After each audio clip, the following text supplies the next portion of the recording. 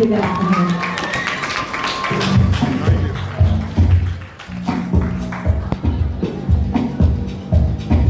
Since we are speaking dual languages this morning, I'll begin by saying bonjour. Comment allez-vous? Très bien?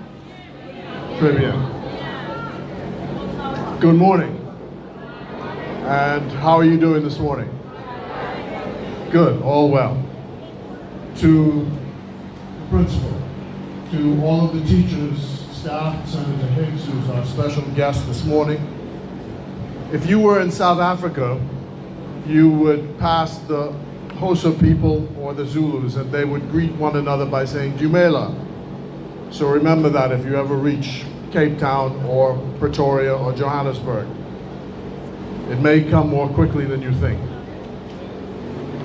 It is my real pleasure, though, to be here this morning to congratulate the teachers on a job well done. And I wish all of you to join me now in a round of applause for all of your teachers and for what they do.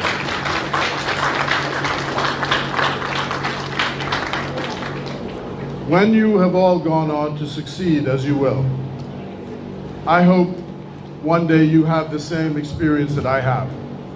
It was always a joy when I came back to the schools that I went to, and I would meet my teachers, and they were all proud of what I had accomplished. So it's always a good idea to come back and say thanks to your teachers for what they gave you. And it's not just teaching you things like math and English. It's teaching you to have a sense of yourself, giving you the confidence to go out into the world and to meet all of the challenges which face you, to teach you how to get along with other people, and to give you a sense of self-esteem. One of the reasons I'm so proud this morning that you've chosen this African theme, and Senator Higgs and I agree on this all the time, that we live in a country that for so many years tried to denigrate our African heritage. But this reinforces that we should be proud of who we are and the heritage which we have. There is a town in Fox Hill known as Congo Town. And I'll let Senator Higgs, when she comes, I hope she discusses the history of it. But there was a time when slavery, the slave trade was abolished by the British who used to run the Bahamas before 1973. I think that was in the year 1807. So all ships, once they abolished the slave trade, all ships that crossed the seas and ran into the Royal Navy were arrested and brought to the nearest port, and the slaves who were on those ships were set free. That's one of the ways Fox Hill got started. And I'm told in our history that there are two sets of people. First, there were the Yorubas, who occupied originally Fox Hill. And then there were people from the Congo who were captured by Portuguese ships and were on their way to Brazil. They were captured on the high seas and they were set free in the Bahamas. And they were people from the Congo. So you have at least two sets of people who settled in Fox Hill.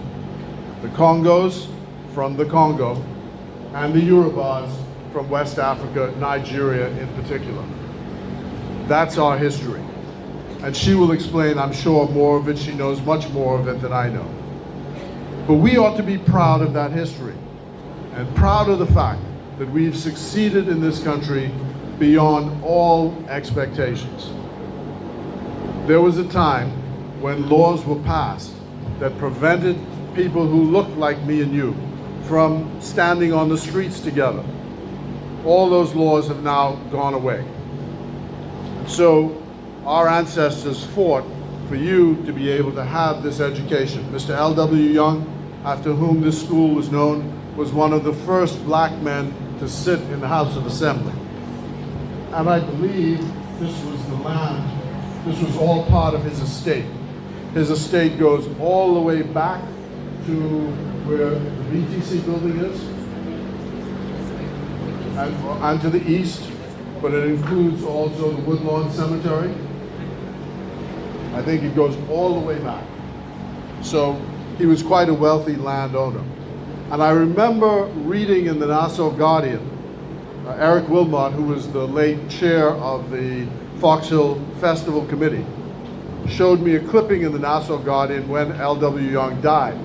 And the Nassau Guardian said that this was the largest funeral that had ever been held in Fox Hill when he passed away. So who are the representatives for Fox Hill? The first is Lionel Davis.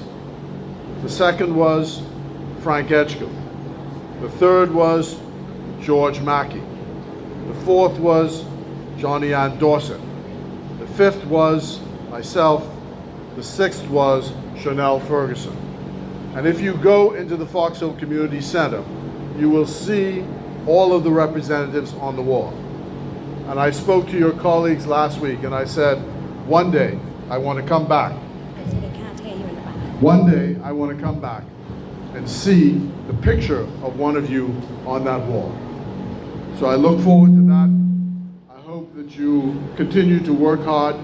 I hope you listen to your teachers, appreciate all the work which they do for you. And as I take my leave of you, I want to say how proud I am of all of you at L.W. Young and wish you God's richest blessings. Au revoir, farewell.